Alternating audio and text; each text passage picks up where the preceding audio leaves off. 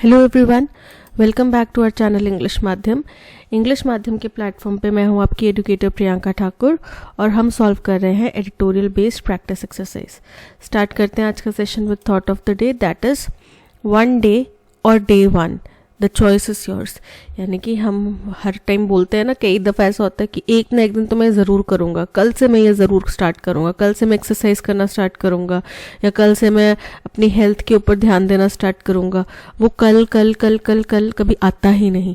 या फिर आप ये करो, आज मेरा अपनी सेहत के ऊपर ध्यान देने का पहला दिन है। ठीक है, कई सारे बच्चे कमेंट सेक्शन में लिख के बता रहे हैं, मैम मेरे को 18 डेज हो गए, आज मेरा 18th डे है, आज मेरा 25th डे है, आज मेरा 45 डे है।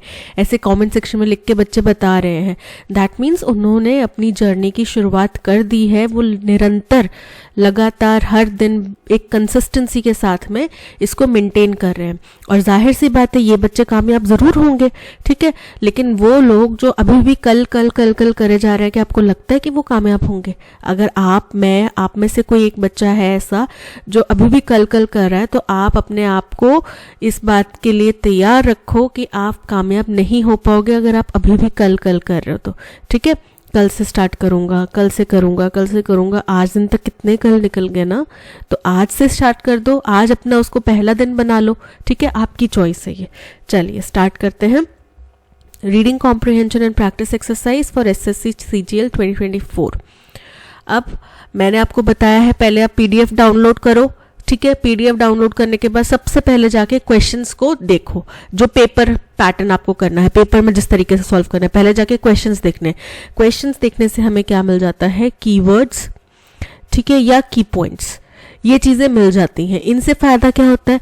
अब पैसेज देखो, 100, 200, 1000, 2000 कितने भी वर्ड्स का पैसेज हो सकता है। ठीक है, आपको उस टाइम पे जब इतना ज़्यादा प्रेशर है, एक एक मिनट इतना कीमती है, तब आपके दिमाग में घड़ी टिक टिक टिक टिक चल रही है।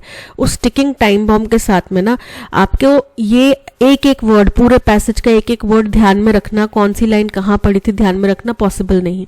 लेकिन अगर क्वेश्चन से हमें पता चल गया कि अच्छा मुझे इसके ऊपर फोकस करना है, इसके ऊपर फोकस करना है, इसके ऊपर, तो जब आप पैसेज पढ़ोगे ना, तो आपको वही वर्ड्स आपको दिखाई देंगे कि मेरे को तो ये वर्ड चाहिए था, अच्छा ये वर्ड यहाँ पे लिखा हुआ है, ठीक है, ये मतलब इसमें इस लाइन के अंदर मुझे इसका आंसर मिल जाएगा, उस क्वेश्चन का आंसर मिल जाएगा। ठीक है, तो पहले चल के हम क्या करेंगे? कीवर्ड्स और की पॉइंट्स को देखेंगे। चलिए क्वेश्चंस पढ़ते हैं। Tone of the passage. अब टोन ऑफ द पैसेज हो गया या थीम ऑफ द पैसेज हो गया। ये क्वेश्चन जो है, इसके लिए आपको कोई भी कीवर्ड या की पॉइंट नहीं मिलेगा। ये क्वेश्चन आपको पूरा पैसेज पढ़ने के बाद ही आप सॉल्व करोगे। तो इस क्वेश्चन को पढ़ने में, ऑप्शंस देखने में टाइम वेस्ट मत करो, आगे चलो। Main theme, what was the primary cause of the infrastructural damages mentioned in the passage? मुख्य कारण क्या है? मुख्य कारण पूछा है, किस चीज का मुख्य कारण पूछा है? कारण किस चीज का पूछा है?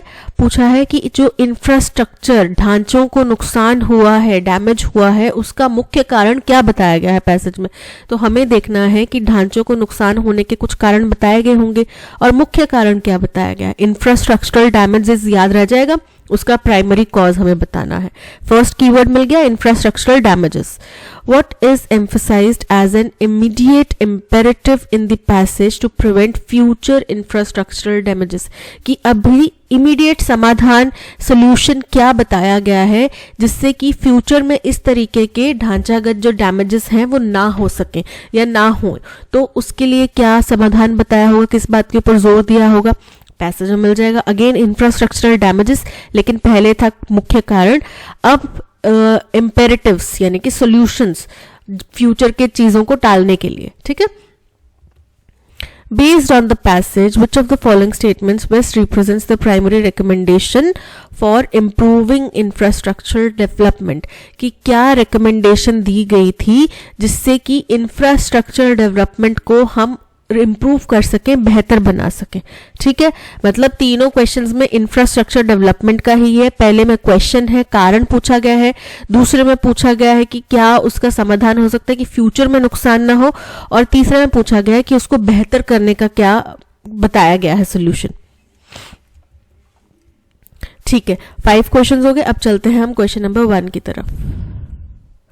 और मौसम खराब हो रहा है, जाती सर्दियां हैं, अपनी सेहत का ध्यान रखिए, बीमार पड़ गए तो पेपर की तैयारी छूट जाएगी आधे में। ठीक है, with crores in damages and a tragic loss of lives।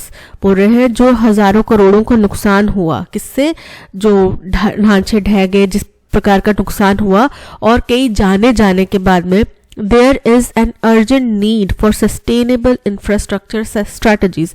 तो अब हमें बहुत ज़्यादा अहम हो जाता है, बहुत ज़्यादा ज़रूरत हो जाती है इस चीज़ की कि हम सस्टेनेबल यानी कि लंबे समय तक चलने वाले, लंबे समय तक टिकने वाले इंफ्रास्ट्रक्चर्स बनाए, उनकी स्ट्रैटेजीज बनाए। India looks back at a year that presented challenges. अगर हम पिछले साल को देखें तो इसमें कितने सारे चैलेंजेस आए, particularly in addressing the infrastructural damages. खास तौर पे, पर्टिकुलर मतलब खास तौर पे, मुख्य तौर पे जब हम बात करते हैं इंफ्रास्ट्रक्चर को नुकसान होने, उससे जूझने की बात करते हैं, रिजल्टिंग फ्रॉम नेचुरल डिजास्टर्स, जो कि नेचुरल कैलामिटीज की वजह से हुआ। कौन से नेचुरल कैलामिटीज हुए पिछले साल? हिमाचल में, उत्तराखंड में बारिश की वजह से बहुत ज्यादा नुकसान हुआ, ठीक है, उसी की बात कर रहे हैं। Subsistence in Joshimath incurred a cost of over rupees 565 crores in damage। बोल रहे हैं कि अगर इस टाइम पे सबसिस्टेंस यानी कि जो जीविका है जोशीमठ में, वो क्या हुआ, उसको कीमत उठानी पड़ी। कितनी भारी कीमत उठानी पड़ी? उसका नुकसान हुआ 565 करोड़ का रुपीस का नुकसान हुआ। जो वहां की जो लोग हैं, वहां जो जीवन यापन कर रहे हैं, उन लोगों को ये नुकसान उठाना पड़ा। Subsequently reverse surged beyond the danger mark. और फिर क्या हुआ कि नदियां जो है वो डेंजर, खतरे के निशान से ऊपर चली गई। wreaking havoc on the infrastructure and properties of Uttarakhand, Punjab, Haryana, Himachal and Delhi. जिसने क्या किया? तबाही मचा दी। wreaking havoc मतलब तबाही मचा दी। जो भी ढांचे वहां पे खड़े थे, प्रॉपर्टीज थी, उत्तराखंड में, पंजाब, हरियाणा, हिमाचल और दिल्ली, इन सभी इलाकों में बहुत नुकसान देखा गया। The toll was grim। Grim मतलब भयानक। तो ये जो संख्या थी, मृत्यु संख्या थी, वो बहुत ज्यादा भयानक थी। With 208 lives lost, 208 जाने गई, 621 houses destroyed and over 4,200 houses partially damaged across these states। जो आधे अधूरे नुकसान कुछ पहुंचा था, क्षति पहुंची थी उन घरों को, ये सब नुकसान हुआ। Heavy rains further exacerbated the situation। तो भारी बारिशों ने और स्थिति बिगाड़ दी। exacerbate मतलब और बिगाड़ देना, तो स्थिति को और ज्यादा बिगाड़ दिया। causing an estimated 10,000 crores in damages। जिसकी वजह से लगभग जो नुकसान हुआ वो 10,000 करोड़ का नुकसान हुआ। while under construction bridge collapses in Gujarat, Mizoram and Bihar claim numerous lives। और वहीं इसी वजह से साथ ही साथ अंडर कंस्ट्रक्शन यानी कि निर्माणाधीन जो भी हैं, अभी बन रहे हैं, वो ब्रिज कोलैप्स हो गए। कहाँ पे? गुजरात में हो गया, मिजोरम में हो गया, बिहार में हो गया, जिससे और ज्यादा कई सारी जानें चली गई। Much like the Silkyara Barkot tunnel collapse. ये तो पता ही है, उनको क्या बोला जा रहा था? रैट माइनर्स के द्वारा उन लोगों को निकाला गया था, रैट माइनिंग टेक्निक द्वारा निकाला गया था, और बहुत ज्यादा आरोप प्रत्यारोप उस बात पे भी लगे थे। लेकिन ये तो एकदम फ्रेश, अभी ताजी खबर है, ठीक है। जैसा कि सिलक्यारा बारकोट टनल कोलैप्स हुआ, this incident exemplifies the vulnerability of infrastructure specially in eco sensitive zones. तो बोल रहे ये जो हादसा है, ये उदाहरण देता है कि ये इको सेंसिटिव जोन्स में हम अगर निर्माण करेंगे, इंफ्रास्ट्रक्चर डेवलपमेंट करेंगे, तो वो कितनी ज्यादा कमजोर होगी। दैट जेपरडाइज लाइफ्स, जो कि खतरे में डालते हैं किसको? जिंदगियों को। द डिवास्टेशन ऑफ इंफ्रास्ट्रक्चर, जो विनाश हुआ है इंफ्रास्ट्रक्चर का, लॉस ऑफ लाइफ हुए, जीव जो जाने गई हैं, एंड ड्रेन रिसोर्सेज, और जो हमारी रिसोर्सेज खत्म हुई हैं इस सब के ऊपर, सर्व एज स्टार्क रिमाइंडर्स। वो एक स्पष्ट रिमाइंडर है, याद दिलाने की प्रक्रिया है। emphasizing that prioritizing sustainable infrastructure isn't merely a choice but an immediate imperative। और जो कि जोर देते हैं कि इंफ्रास्ट्रक्चर जो सस्टेनेबिलिटी है उसको हमें अहम भूमिका देनी पड़ेगी, उसको सबसे प्रमुख रखना पड़ेगा, और ये हमारी केवल चॉइस नहीं है बल्कि इस वक्त की हमारी इमीडिएट आवश्यकता है, इंपेरेटिव जरूरत है। तो एक क्वेश्चन पूछा गया था कि इमीडिएट क्या सोल्यूशन मांग रहे हैं, तो वो ये हो गया प्रायोरिटाइजिंग सस्टेनेबल इंफ्रास्ट्रक्चर, ठीक है, जो केवल ना चॉइस है बल्कि हमारे लिए इमीडिएट जरूरत है। आगे ये क्वेश्चन कौन सा क्वेश्चन था, क्वेश्चन नंबर 5 था आई गेस, तो उसका आंसर मिल गया। Without this focus, our investments and dreams of advancement risk being swept away or collapsing altogether। बोल रहे इसके बिना अगर हम इसके ऊपर फोकस नहीं करेंगे तो हमारे जो भी इन्वेस्टमेंट है और जो भी सपने हैं वो क्या होंगे, जिसमें हम थोड़ी बहुत एडवांसमेंट कर रहे हैं, थोड़ी बहुत वृद्धि कर रहे हैं, बीइंग स्वेप्ट अवे, वो उनका सफाया हो जाएगा, वो खत्म हो जाएंगे, और कोलैप्सिंग ऑलटुगेदर, या फिर धराशायी हो जाएंगे, गिर जाएंगे।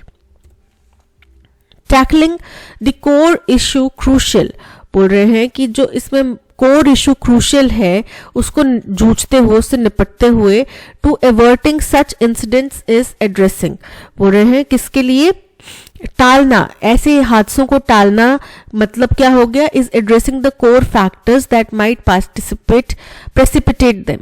तो उसका मतलब अगर हम ऐसे हादसों को टालना चाहते हैं तो इसका साफ तौर पर मतलब हो गया कि हमें निपटना पड़ेगा जो मुख्य फैक्टर्स हैं जिनकी वजह से ये जल्दबाजी की जाती है, जिनकी वजह से इस तरीके के हादसे होते हैं, उन मुख्य कारणों को हमें निपटना पड़ेगा। सच एज, जैसे कि reconsidering the L1 tender bidding system, जैसे कि हमें जो L1 टेंडर बिडिंग सिस्टम है उसके बारे में पुनर्विचार करना चाहिए। यानी कि वो कह रहे हैं एक तरीके से वो L1 बिडिंग सिस्टम के ऊपर आरोप लगा रहे हैं कि ये भी एक कारण है जिसकी वजह से जल्दबाजी की जाती है, जिसकी वजह से प्रॉपर जो तरीके से वहां पे इंफ्रास्ट्रक्चर डेवलप नहीं किया जाता और उसकी वजह से फिर हादसे होते हैं। Adopting more effective practices can contribute positively by promoting quality over solely opting for the lowest bidder। बोल रहे हैं कि हमें क्या करना चाहिए, हमें अडॉप्ट करना चाहिए। अडॉप्ट करना मतलब अपनाना। क्या अडॉप्ट करना चाहिए, मोर इफेक्टिव प्रैक्टिसेस, ज्यादा प्रभावशाली तरीके से जो कि can contribute positively by promoting good quality over solely put, कि हमें क्या करना चाहिए, ज्यादा प्रभावशालीता हमें उसके ऊपर जोर देना चाहिए, बजाय कि किसने लोवेस्ट बिड करी है हम उसको दे देंगे टेंडर। इसकी बजाय अगर ये भी तो सोचो ना कि हो सकता है कि वो बनना ही 1 करोड़ में हो, ठीक है, और अगले बंदे ने 50 लाख बिड किया, तो आप खुद सोचो कि वो 50 लाख मतलब घटिया माल लगाएगा, वो प्रॉपर तरीके से वहां पे अच्छा माल नहीं लगाएगा, अच्छे मजदूर नहीं रखेगा, क्वालिफाइड लेबर नहीं रखेगा, तभी वो 50 लाख में कंप्लीट कर पाएगा, राइट क्योंकि हमें समझ में आ रहा है कि ये जो ब्रिज है इस पे 1 करोड़ रुपया मेरी कैलकुलेशन के अकॉर्डिंग लगना चाहिए। अब सरकारी लोगों को भी तो थोड़ी कैलकुलेशन करनी चाहिए ना कि यार ये इतना सीमेंट, इतना रेत, इतना बजरा, ये सब चीजें होती हैं, तो इसमें कम से कम इतनी लागत तो आएगी। अब देखते हैं कि कौन इसके आसपास का बिड करता है। अब कोई बंदा बिड हासिल करने के चक्कर में 50 लाख का कर दे तो वो डेफिनेटली अपना प्रॉफिट तो कमाना चाहेगा ना। ऐसा तो है नहीं कि 50 लाख का नुकसान झेल के वो करेगा। 50 लाख में अगर उसने बिड करी है दैट मीन्स वो घटिया क्वालिटी का, सबसे वाहियात क्वालिटी का मटेरियल लगाने वाला है, लेबर वैसी इस्तेमाल करने वाला है, उनको अंडरपेड रखेगा, उस तरीके से जल्दीबाजी में काम खत्म करेगा, राइट ये सब करेगा। This cost-centric approach often results in compromises on the quality of materials। बोल रहे हैं ये जो हमारा cost-centric यानी कि लागत के ऊपर हमारा जो centric approach है कि हम लागत के बारे में सोचते हैं कितनी लागत आएगी, हमारी लागत कम से कम होनी चाहिए, जो कम से कम बिड करेगा हम उसको देंगे। ये क्या करता है, अक्सर इसके जरिए कॉम्प्रोमाइजेस किए जाते हैं क्वालिटी ऑफ मटेरियल के ऊपर एंड कंस्ट्रक्शन प्रैक्टिसेस। अब जो नियम है वो कहते हैं कि आपको जो स्काफोल्डिंग लगानी है, स्काफोल्डिंग बेसिकली क्या होता है, आपके घर वगैरह बनते हुए देखा होगा आसपास में, तो बैम्बू की लकड़ियां ऐसे लगाते हैं घर के ऊपर, फिर उसके ऊपर ऐसे प्लैंक्स बांधते हैं, उनको सपोर्ट करते हैं और फिर उसके ऊपर चढ़ के वो उस ढांचे को बनाने की कोशिश करते हैं। अगर आपको जो लॉ कहता है वो ये कहता है कि जो स्काफोल्डिंग्स हैं ये जो मेटल होता है, अब अलग अलग स्काफोल्डिंग अलग अलग मेटल की बनती है, एल्यूमिनियम की भी होती है, कॉपर की भी होती है, तो उसका बनाना चाहिए आपको, उसका इस्तेमाल करना चाहिए। बैम्बू स्टिक्स का इस्तेमाल नहीं करेंगे, ठीक है। लेकिन मैंने 50 लाख में बिड ले ली है, मैंने 1 करोड़ का टेंडर 50 लाख में ले लिया है, मैं 50 लाख रुपए का 25 लाख रुपए स्काफोल्डिंग खरीदने में थोड़ी लगाऊंगी। तो मैं क्या करूंगी, मैं वो रेंट करने में भी नहीं लगाऊंगी क्योंकि उसका रेंट भी महंगा होता है। मैंने बैम्बू की लकड़ियां काटी या बैम्बू कहीं से ले लिया और बस लगा दिया। तो मैंने उनकी कंस्ट्रक्शन प्रैक्टिसेस में भी ढिलाई कर दी, गैर जिम्मेदारी बरती और अपना कॉस्ट कटिंग करने के लिए अपना खर्च बचाने के लिए मैंने लापरवाही कर दी। अब इससे क्या होगा, मान लो खुदा ना खास्ता कहीं कोलैप्स हो जाता है, मजदूर की जान जाएगी, उसकी जान खतरे में, राइट, विच में लीड टू कैटेस्ट्रॉफिक फेलियर्स, जो कि बहुत ज़्यादा भयानक विनाशकारी फेलियर्स में रिजल्ट कर सकता है। Conducting thorough geological and geotechnical surveys before construction, पहली दफ़ा तो क्या होना चाहिए, सबसे पहला इंपॉर्टेंट चीज़ कि जिस इलाके में आपने कंस्ट्रक्शन करनी है वहाँ पे जियोलॉजिकल और जियोटेक्निकल सर्वे होना चाहिए प्रॉपरली, बारीकी से, ठीक है। ये नहीं ये काना फूर्ती कर दी, जो ठेकेदार है वो बड़ा जल्दी कर दो सर, मेरे से 5 लाख ले लेना, ये वो ऐसा होता है, ठीक है। सबको पता है कि रिश्वतखोरी चलती है, लेकिन होना नहीं चाहिए। आप टीम ऐसी गठित करो, आप डबल सर्वे करो, क्या किस बात की जल्दबाजी है। आज़ादी के इतने साल हो गए, अभी तक नहीं बना तो 2 साल और सही रुक जाएंगे, लेकिन बनाए तो ढंग से बनाए। Consulting experts in the field, इस फील्ड में जो एक्सपर्ट्स हैं उनकी राय लेनी चाहिए, सलाह मशवरा करना चाहिए। And focusing on the use of high quality are crucial steps, और हमें ज़्यादा ध्यान केंद्रित करना चाहिए, ज़्यादा हमारा फोकस होना चाहिए कि जो हम मटेरियल यूज़ कर रहे हैं उसमें जो भी यूज़ होने वाला रॉ मटेरियल या फिर कोई एंडिंग प्रोडक्ट है वो अच्छी क्वालिटी का हो, और यही महत्वपूर्ण स्टेप होने चाहिए, ठीक है। अब एक क्वेश्चन पूछा था कि क्या ज़रूरी है, क्या प्रमुख चीज़ है जो इस्तेमाल की जानी चाहिए, जो ध्यान में रखनी चाहिए, तो ये आ गया answer. Active adoption of geosynthetic materials and locally available materials in construction can be a pivotal step towards achieving sustainable infrastructure goals. ये आ गया।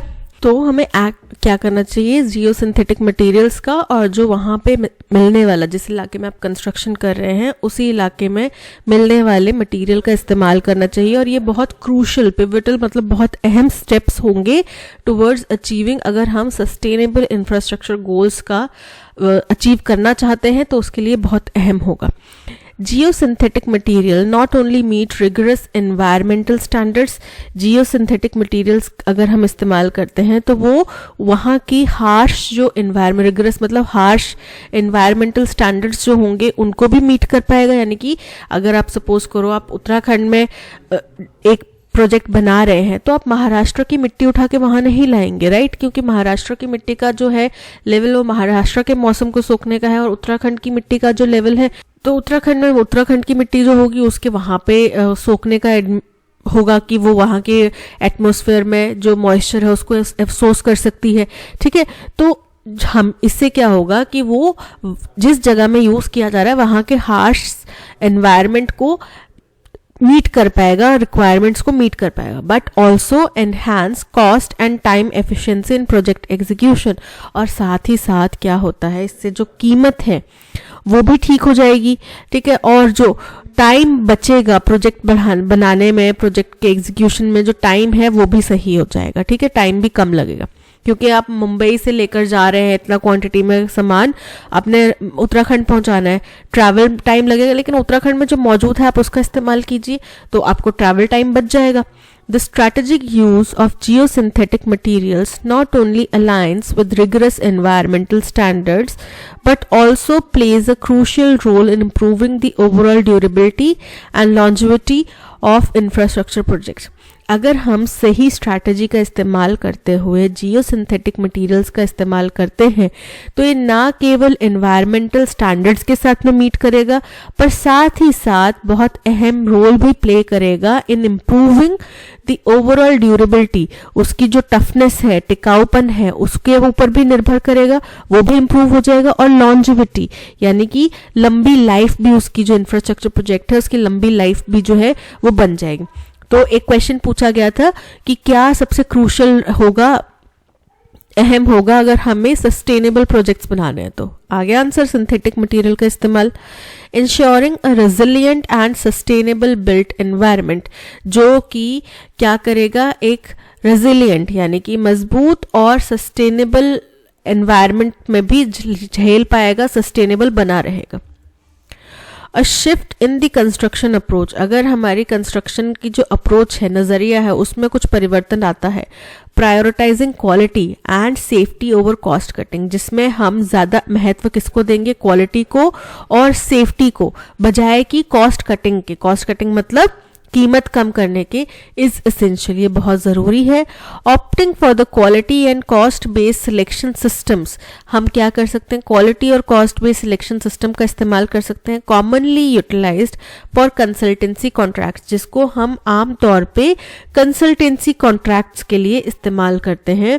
वुड ऑफर, ये क्या करेगा, ग्रेटर बेनिफिट्स, ये हमें ज़्यादा बेहतर बेनिफिट्स देगा। Incorporating advanced technologies and monitoring systems can also enhance the overall integrity of the structure। बोल रहे हैं कि अगर हम एडवांस टेक्नोलॉजी का इस्तेमाल करें, नए प्रॉपर मॉनिटरिंग सिस्टम मतलब जांच करना, निगरानी रखने वाले सिस्टम्स का इस्तेमाल करें, तो क्या होगा, इससे भी जो ये प्रोजेक्ट्स होंगे, स्ट्रक्चर होंगे, उसकी अखंडता जो है वो बनी रहेगी। These sustainable practices will not only contribute to long-term resilience but also align with global efforts to combat climate change। बोल रहे हैं अगर हम ये sustainable practices का इस्तेमाल करते हैं तो ना केवल लंबे समय तक जो है जो ढांचा है वो बना रहेगा, बट ऑल्सो साथ ही साथ ग्लोबल एफर्ट्स, जो दुनिया के प्रयास हैं कि हम क्लाइमेट चेंज से जूझ पाएं, उससे भी ये समकक्ष खड़ा हो जाएगा। यानी कि देखो, एक तीर दो निशाने, एक तो हमारा जो भी प्रोजेक्ट है, जो भी ढांचा है वो सस्टेनेबल रहेगा, दूसरा हमारे क्लाइमेट चेंज से भी हम निपट पाएंगे। ठीक है, तो ये हो गया। इन कंक्लूजन, अब कंक्लूजन में अगर बात करें, अंततः बात करें, सबका समावेश करें, the recent infrastructure incidents and challenges faced should serve as a compelling call to action. बोल रहे हैं जो भी हाल फिलहाल में हुई घटनाएं हैं, इंफ्रास्ट्रक्चर फेलियर है, ये क्या करना चाहिए, ये हमारे लिए एक कंपेलिंग, प्रभावशाली कॉल टू एक्शन होना चाहिए। कॉल टू एक्शन मतलब अब हमें कार्य करने की जरूरत है, बातें ना करो, अब जरूर से काम करो। prompting the nation to revisit its construction practices, जो कि हमारे देशवासियों को, देश के पॉलिसी मेकर्स को, सबको ये प्रोत्साहित कर रही है कि हम अपनी कंस्ट्रक्शन प्रैक्टिसेस, जिस तरीके से हम ढांचे बनाते हैं, टेंडर देते हैं, हर चीज़ को रिविजिट करें, दोबारा से उसके ऊपर पुनर्विचार करें। However, policy makers must approach this issue with a forward-looking perspective। हालांकि जो पॉलिसी मेकर्स हैं उनको क्या करना चाहिए, इस जो इशू है, जो मसला है, इससे निपटने के लिए उनको आगे की सोच वाला ओपिनियन रखना चाहिए कि आगे अभी जो हुआ सो हुआ, फेलियर हो गया, उसके ऊपर आप एक दूसरे के ऊपर छिट्टाकशी मत करो कि तुम्हारे टाइम में तो ये हुआ था, तुम्हारे टाइम में तो ये हुआ था। छोड़ो इन बातों को, अभी हम ये सोचें कि आगे हम कैसे इवॉल्व करें, हम क्या बेहतर कर पाए। छीटाकशी करनी है तो इतने सालों से भी वही करते हैं, फिर आगे मतलब आम इंसान ऐसे ही मरेगा, right. The evolving technological landscape and heightened awareness regarding the importance of quality, जो परिवर्तित, इवॉल्व होना मतलब परिवर्तन आना, जो परिवर्तित टेक्नोलॉजिकल लैंडस्केप यानी कि टेक्नोलॉजी आ रही है, और जो हम इतना ज़्यादा बढ़ा हुआ जानकारी है, लोगों के अंदर अवेयरनेस है, किसके बारे में, regarding importance of quality infrastructure, कि हमें मजबूत, टिकाऊ, अच्छा इंफ्रास्ट्रक्चर चाहिए। Provide a robust foundation for improvement, ये एक बहुत ही सुदृढ़ बेस बनाता है कि हमें अब इम्प्रूवमेंट चाहिए। A collaborative effort involving government initiatives, industrial partnerships and public awareness holds the potential to reshape India's infrastructure paradigm। बोल रहे हैं कि एक कोलैबोरेशन होना चाहिए, प्रयास होना चाहिए सरकारी तंत्र का, इंडस्ट्री के लोगों का, और पब्लिक के अंदर भी अवेयरनेस पहुंचाई जानी चाहिए। और इन सब चीज़ों से क्या हो सकता है, एक इसके अंदर संभावना है कि हम इंडिया के इंफ्रास्ट्रक्चर पैराडिम को क्या कर सकें, परिवर्तित कर सकें, चेंज कर सकें। ठीक है, तो ये था पैसेज। अच्छा, अभी आगे और है, बाय एक्नॉलेजिंग, क्या चीज़ एक्नॉलेज करना है, by acknowledging and addressing the root causes, अगर हम एक्नॉलेज करते हैं, स्वीकार करते हैं और फिर निपटते हैं किससे, जो मुख्य जड़ है इसकी, जो भी यहाँ पे ढांचागत फेलियर हो रहे हैं उसकी जो मुख्य जड़ है, मुख्य कारण है, प्रायोरिटाइजिंग सेफ्टी मेजर्स, सेफ्टी के जो प्रावधान हैं उनको ज़्यादा महत्व दे, and embracing sustainable construction methods, और सस्टेनेबल कंस्ट्रक्शन मेथड्स को हम गले लगाते हैं, उनका इस्तेमाल करते हैं। India can pave the way for a future where infrastructure not only withstands, तो इंडिया क्या कर सकता है, एक रास्ता बना सकता है फ्यूचर के लिए जहां पे इंफ्रास्ट्रक्चर ना केवल टिके द टेस्ट ऑफ टाइम, समय के साथ में टिका रहे, but also contribute significantly to the nation's overall progress, बल्कि साथ ही साथ हमारे देश की तरक्की में भी साथ दे, सहयोग दे। तो टोन कैसी है पैसेज की, देखो पैसेज में हमें पहले, एंड में तो सोल्यूशन भी बताया गया, लेकिन पहले हमें थोड़ा सा अलार्म किया गया, थोड़ा सा सतर्क किया गया, कुछ गलतियां हुई, खामियां हुई उनके बारे में, फिर उन्होंने उसी के ऊपर सारे कॉशनरी स्टेप्स बताए कि हमें ये करना चाहिए, ये करना चाहिए, अगर हम ये ना करें तो ज़्यादा बेहतर होएगा।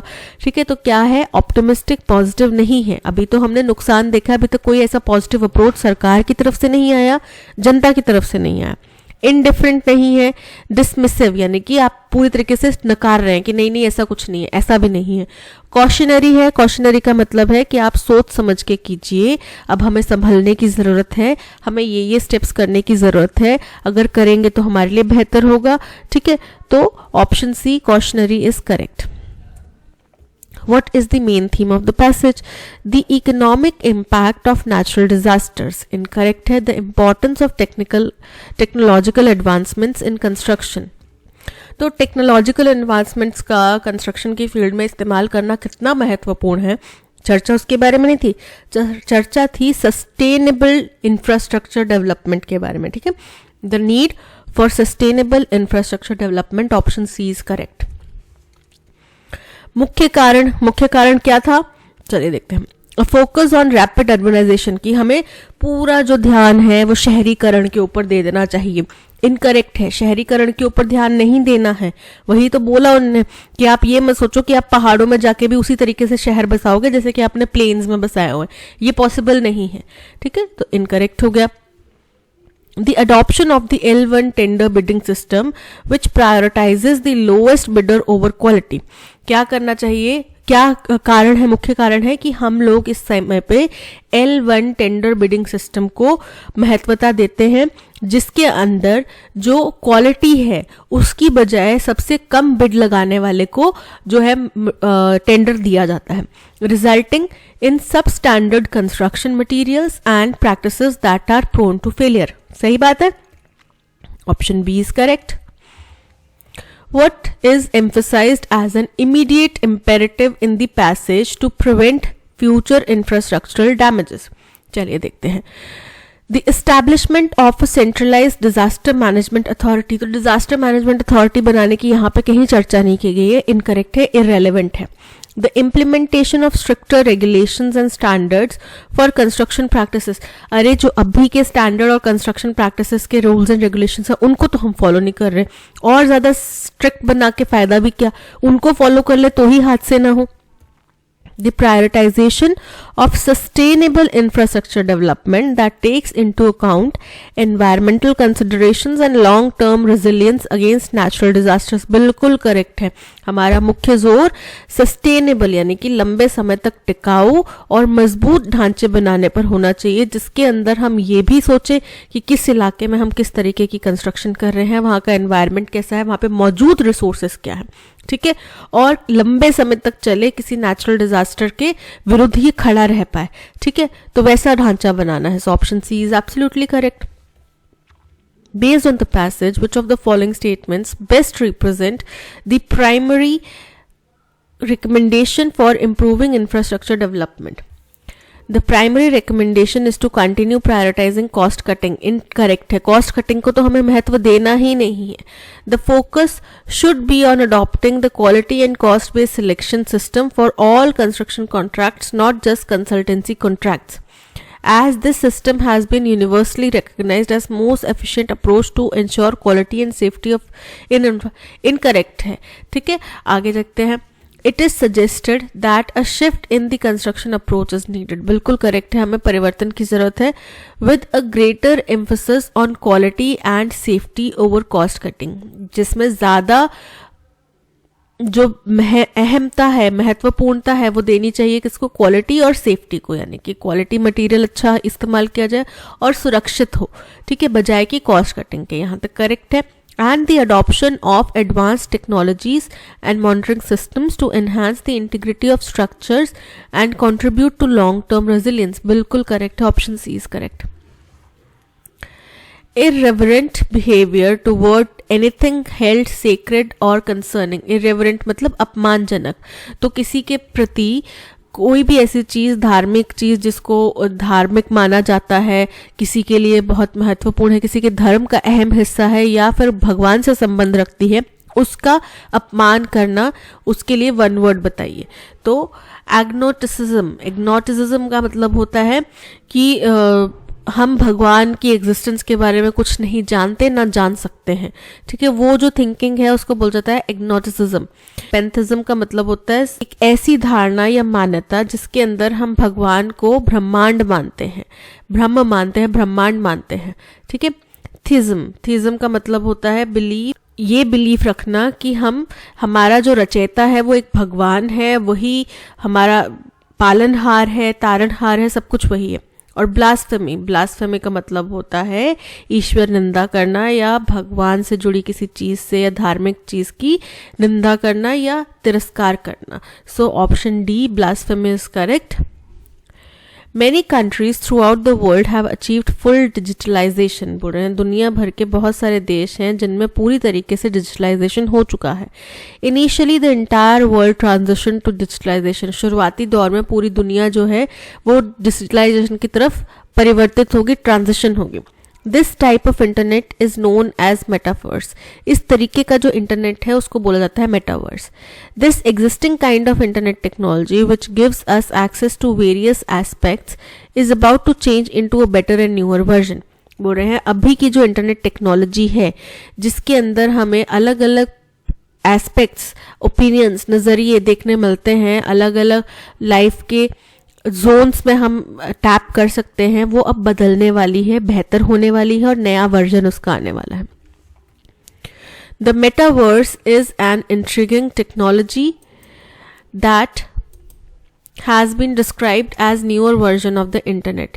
बोल रहे हैं जो मेटावर्स है वो बड़ी ही फैसिनेटिंग टेक्नोलॉजी है जिसको कि बोला जाता है कि ये इंटरनेट का नया वर्जन है. ये इसकी डिस्क्रिप्शन दी जाती है, नया वर्जन बताया जाता है उसको इंटरनेट का.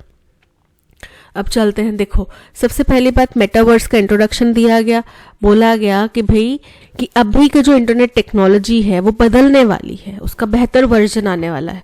तो ये उसका इंट्रोडक्शन दे गया कि अभी एक इंटरनेट टेक्नोलॉजी चल रही है, उसका बेहतर वर्जन आने वाला है, जिसको हम this type of newer version जो है internet, this type of internet, इसको हम क्या बोलेंगे, मेटावर्स बोलेंगे. हो गया सेकेंड पॉइंट.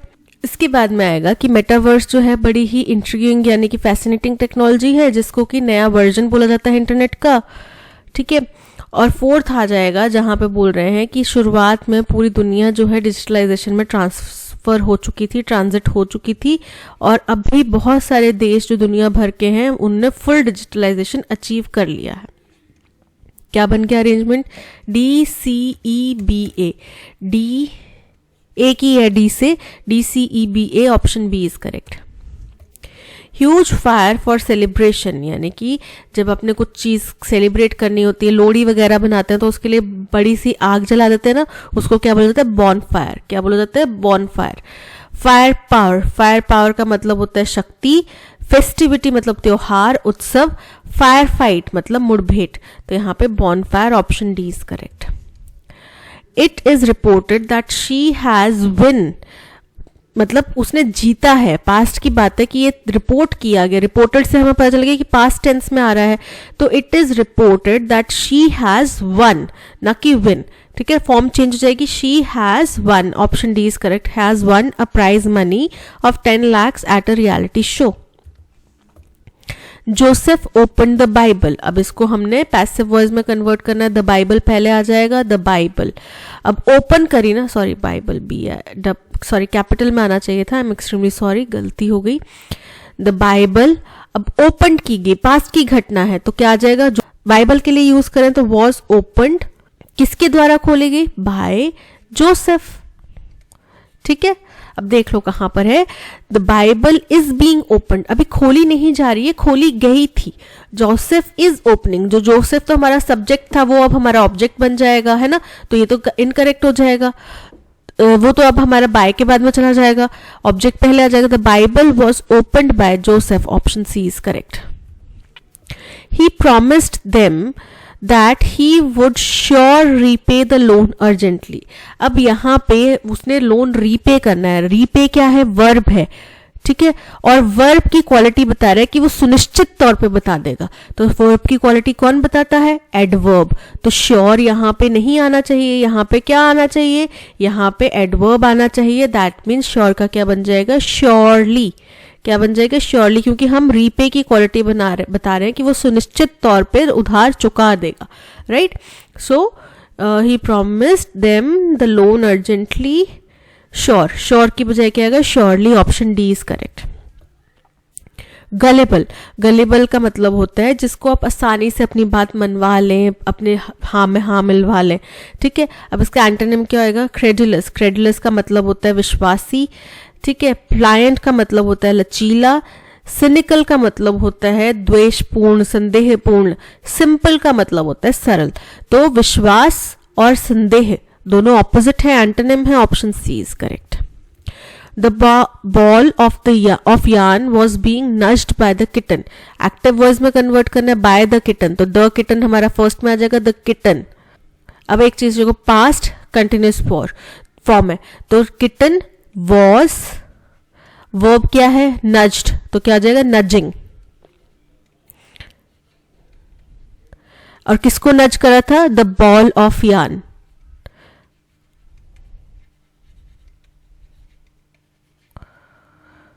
ठीक है, the kitten was nudged, was nudged नहीं, the kitten is nudging, present form में नहीं आएगा, was nudging the ball of yarn, option C is correct.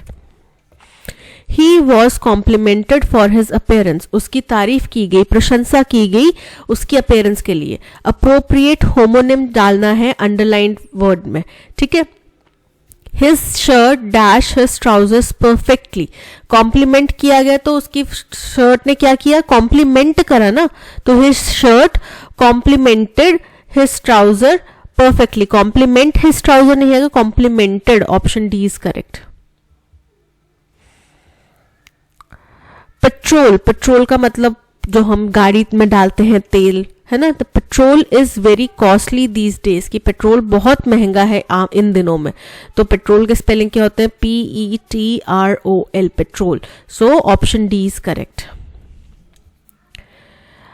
The goods were taken on a public career, career ये हमारा जो हमारा career है, भविष्य है ना, हम बोलते हैं कि हमारा करियर किस दिशा में जा रहा है, ये वो वाला भविष्य है, हमारा भविष्य जो कामकाजी भविष्य है वो किस दिशा में जा रहा है, ये वो करियर है। लेकिन कोई भी सामान आप अपने करियर के ऊपर तो नहीं लेके जा सकते, अपने भविष्य के ऊपर तो नहीं ले जा सकते, राइट। वो किसके ऊपर ले जाया जाता है, पब्लिक कैरियर, कैरियर, कैरियर मतलब वाहक, incorrect, carrier, carrier, option C is correct. ये कोरियर है, कोरियर से नहीं भेजा, पब्लिक कैरियर पे लाद के ले गए। Is there any portal to redeem these coupons that I have collected from the store, antonym, redeem करना मतलब इस्तेमाल करना, आपको कूपन्स मिलते हैं आप उनको रिडीम करते हैं, मतलब आप उनको यूज करते हैं, राइट। तो एंटोनिम क्या हो जाएगा, यूज, यूज तो मतलब इस्तेमाल करना। डिप्लोर, डिप्लोर का मतलब होता है दुर्भावना, मतलब दुख प्रकट करना, खेद प्रकट करना। फॉरफेट, फॉरफेट का मतलब होता है खोना, और एम्बेजल का मतलब होता है गबन कर लेना, तो आपने इस्तेमाल नहीं किया, आपने खो दिया, option C forfeit is correct. Today the countries nationalists rule the roost and hand out the jobs. अब रूल द रूस्ट का मतलब होता है शासन करना, आजकल देश में नेशनलिस्ट का शासनकाल है और वही नौकरियां प्रदान कर रहे हैं, तो to be in charge, option A is correct. Keep someone at arm's length, ये तो बहुत बार कर चुके हो, अब तो आपको ये ऐसे keep someone at arm's length आपको एकदम से क्लिक करना चाहिए, मतलब ज्यादा दोस्ती नहीं कर रहे हो आप किसी से, आप किसी से थोड़ी बहुत ही दोस्ती बातचीत रख रहे हो, जितना काम है उतना ही रख रहे हो, किसी से मित्रता नहीं कर रहे हो। Avoid becoming friendly with someone, option A is correct. Next time आएगा आप मुझे कमेंट सेक्शन में बताओगे, ठीक है। The efforts will be dash when, अब वेन का हमें सिनोनिम चाहिए, वेन मतलब व्यर्थ हो जाना, ठीक है, व्यर्थ हो जाना। तो जो हमारे प्रयास हैं वो सारे व्यर्थ हो गए if we do not submit the project report on time, अगर हम अपनी प्रोजेक्ट रिपोर्ट समय पे सबमिट ना करें तो अभी तक जो भी हमने मेहनत करी वो व्यर्थ हो गई समझो, ठीक है। यूजलेस, यूजलेस मतलब बेकार हो जाना, केयरलेस मतलब लापरवाह होना, डिलाइटफुल मतलब सुखद होना, और सेंसिबल मतलब समझदार। तो आप खुद ही बताओ, बेकार हो जाना और व्यर्थ हो जाना सेम ही बात हो जाएगी ना, कि हमारी इतनी मेहनत बेकार गई। So option A is correct.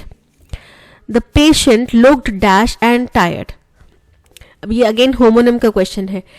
पेल, पेल, पाल, पील, सारे एक जैसे लग रहे। पेल, हम पेशेंट जो है वो पेल था, पेल मतलब एकदम उसकी स्किन का सारा रंग उड़ गया था। जब कोई बीमार हो जाता है बोलते हैं ना चेहरा उतर गया, इसका तो रंग ही उड़ गया है सारा, या 4 दिन बाहर रह के इस बेचारे बच्चे को तो रंग ही उड़ गया। वो रंग उड़ना मतलब उसके चेहरे में ग्लो वगैरह नहीं है, नूर नहीं है, रौनक नहीं है, ठीक है। पेल, अब कोई बीमार होता है तो बड़ा बेचारा पेल सा लगता है, बीमार सा लगता है, चेहरे से ही पता चल जाता है कि इसके तो 12 मतलब इसकी तो जो है हालत खराब है और बीमार है। उस पेल को क्या बोल जाता है, PALE, पेल, ठीक है। तो the patient looked pale and tired. The United States said earlier this week that it was rejoining United Nations Educational, Scientific and Cultural Organization UNESCO। United States ने इस हफ्ते में शुरुआती दिनों में कहा, घोषणा करी कि भाई हम UNESCO, United Nations Educational, Scientific and Cultural Organization को रीजॉइन करेंगे, यानी कि दोबारा ज्वाइन करेंगे, यानी कि उन्होंने पहले ज्वाइन किया था, फिर उसके बाद में वो निकल गए और अब दोबारा ज्वाइन करेंगे। In 2017, 2017 में the Trump administration dash from the organization after Obama administration ceased funding in 2011। Trump administration ने dash किया from the organization। तो from the organization मतलब अलग होने का भाव आ रहा है, तो उनने withdraw किया होगा, उनने छोड़ दिया होगा, त्याग कर दिया होगा इस ऑर्गेनाइजेशन का। और इससे पहले ओबामा एडमिनिस्ट्रेशन ने क्या किया था, 2011 में यूनेस्को की फंडिंग पे रोक लगा दी थी। The reason for the US return is dash China, जो बोल रहे हैं इस वक्त यूएस के वापसी का कारण जो है वो चाइना है। With senior US administration officials, जिसमें जो यूएस एडमिनिस्ट्रेशन के जो सीनियर ऑफिशियल्स हैं उन्होंने said that, कहा होगा that the US absence had helped China gain more influence। उनने कहा कि यूएस जब नहीं था, जब यूएस गैर मौजूद रहा, जब यूएस बाहर हो गया यूनेस्को से, तो उसका फायदा चाइना ने बहुत ज्यादा उठाया और उनका इन्फ्लुएंस, उनका प्रभाव बढ़ा in setting the rules around artificial intelligence, जिसकी वजह से चाइना ने आर्टिफिशियल इंटेलिजेंस के ऊपर जो रूल्स बनाए उसमें उनका दबदबा था। एंड ensuing टेक्नोलॉजिकल शिफ्ट्स, और उनने क्या किया, और जिसकी वजह से जो टेक्नोलॉजी में शिफ्ट आया वो सुनिश्चित हो गया। फॉर अ चेंज, अगर हम अभी के लिए बात करें, कुछ बदलने की बात करें, this is the first time that China has been dash as a reason for US reentry. अब जो अभी तक नहीं हुआ उससे विपरीत ये पहली दफा है कि चाइना जो है वो कारण बना है यूएस का री एंट्री करने में, किसी भी rather than it's exit of a multilateral treaty, किसी बहुपक्षीय ट्रीटी में से निकलने की बजाय पहली दफा ऐसा है कि चाइना की वजह से यूएस ने एंट्री करी है। यानी कि अक्सर ऐसा होता है कि चाइना की वजह से यूएस किसी मल्टीलैटरल ट्रीटी से निकल जाता है कि भाई चाइना ऐसे कर रहा है, हम नहीं करेंगे, हम बाहर जा रहे हैं, यानी कि मेरा बैट है, मेरी बैटिंग खत्म, मैं खेलने में जा रहा हूँ, वैसा का हाल रहा। लेकिन पहली दफा है, अरे वो अपना बैट ले, नहीं मैं भी खेलूंगा, तो इस तरीके की कुछ बचकानी हरकत हो गई है। इन 2017 the Trump administration dash from, withdrew from, past की बात है, विड्रॉ, विड्रॉल, विड्रॉल क्यों नहीं आएगा, विड्रॉल क्या बन जाता है, विड्रॉल नाउन बन जाता है, हमें यहाँ पे नाउन नहीं चाहिए, ठीक है। तो क्या आएगा, withdrew, option A is correct. The reason for US return is dash China, अब क्यों है रीजन चाइना, फेथफुली मतलब ऑनेस्टली, लॉयल्टी। ऑस्टेंसिबली मीन्स जो स्पष्ट दिख रहा है, जो भी सामने आ रहा है लेकिन सही नहीं है, सही हो या नहीं ये जरूरी नहीं है। तो इस वक्त जो कारण दिख रहा है वो दिख रहा है चाइना, ठीक है। पोटेंशियली मतलब पॉसिबली। प्रॉम्प्टली मतलब इमीडिएटली। तो यहाँ पे ऑस्टेंसिबली क्या कारण दिख रहा है, चाइना दिख रहा है। चाइना, यूएस एडमिनिस्ट्रेशन ऑफिशियल्स, क्या कहा उन्होंने, स्टेटेड दैट। तो उनने कहा, so option A is correct. Stating that, उनने रीजन दिया कि चाइना, हमारी एब्सेंस की वजह से चाइना को बहुत ज्यादा फायदा हुआ है in setting rules around artificial intelligence. For a change, this is the first time that China has been dash buffer का मतलब होता है बचाव करना। proffered का मतलब होता है पेश करना, प्रेजेंट करना। overpowered मतलब किसी के ऊपर आप ज्यादा हावी हो जाए।